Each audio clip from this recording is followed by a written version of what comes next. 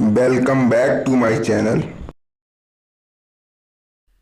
Today in this video we are going to study how process of digestion occurs in human body. So let's start.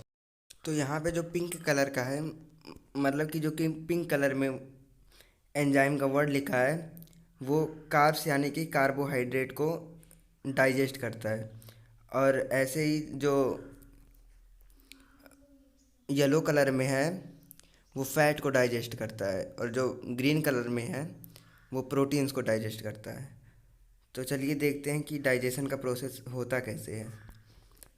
तो पहले जब हम food को मुंह से खाते हैं, यानी कि फूड मुंह में एंटर होता है, तो क्या होता है, यहाँ पे जो ये सलाइवरी ग्लैंड है वो सलाइवा सिक्रेट करता है और दो एंजाइम सिक्रेट करता है, एमाइलेज और लाइपेज।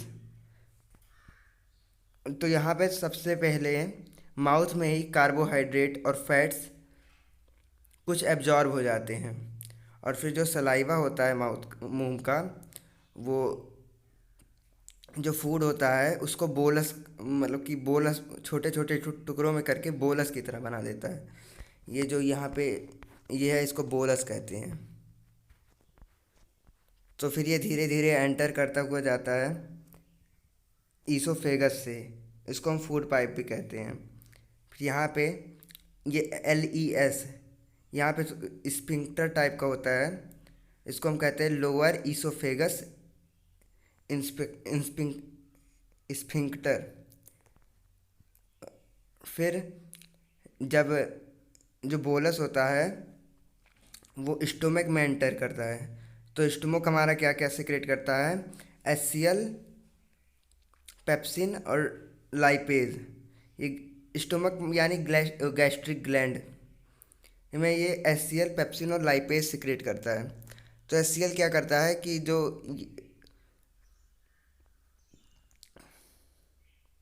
जो ये हमारा फूड होता है उसको ये एसिडिक कर देता है, जिसके वजह से पेप्सिन और लाइपेज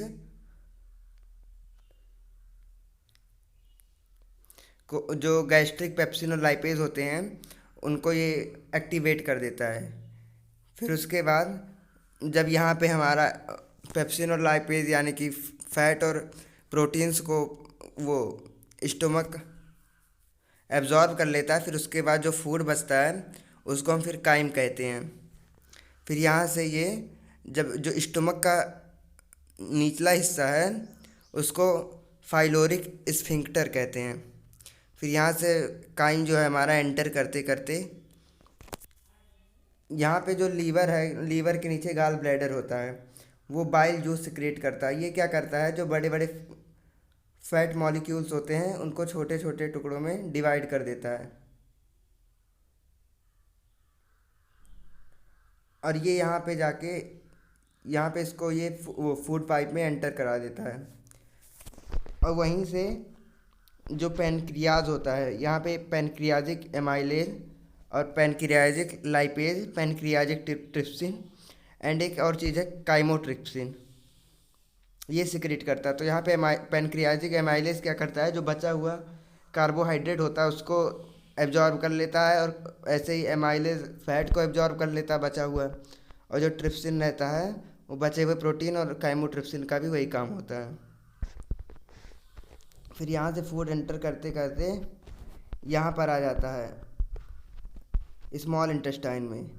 यहाँ पर अंदर एक सरफेस एरिया बढ़ाने के लिए, एब्जॉर्ब करने के लिए फूड को, मतलब कि जो हमारे जो कुछ न्यूट्रिएंट्स या फिर प्रोटीन्स बच गए हैं उनको एब्जॉर्ब करने के लिए इसके अंदर विलाई लाइक स्ट्रक्चर होता है, मतलब कि